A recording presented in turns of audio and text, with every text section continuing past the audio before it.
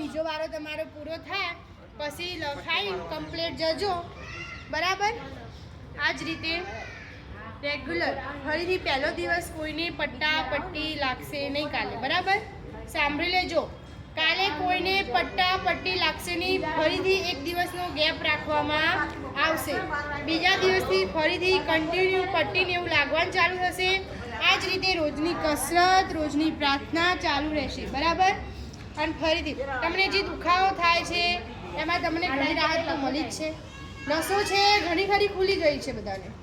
Blockage નસો છે ખુલી ગઈ છે. લોહીનું પરિભ્રમણ પણ સારું થઈ ગયું છે બધાને. રાતે નીંદ પણ બધાને સારી આવે છે. ગરમ પાણી અમુક હજી પણ લાવતા નહીં. મહેરબાની કરી કહું છું, લાવો. તમારા માટે કહું છું દાદા, તમારા માટે જ કહું છું. જે ગરમ પાણી પીશો તમારા શરીરનું બધું કચરું બાથરૂમ સારી નીકળી જશે. બગાડ ભરેલો નીકળી જશે શરીરમાંથી. પથરીના દુખાવા અમુકને થાય છે પણ એના પાણી પીવાથી કચરું નીકળે તો પથરી તો થવા જ નથી, દુખાવો થવા નથી. એટલે કહીએ છીએ ગરમ પાણી અમે આ થેરાપી પૂરી થયા પછી એ ઘરે પીશો ગરમ પાણી, શરીર સારું રહેશે. બગડવાની આશંકા રહેશે નહીં. સવારની આ કસરત રૂટીન કરવાની બરાબર. અમે હાજર નહીં હોઈએ પછી 5 દિવસ પછી અમે જતા રહેવાના છે.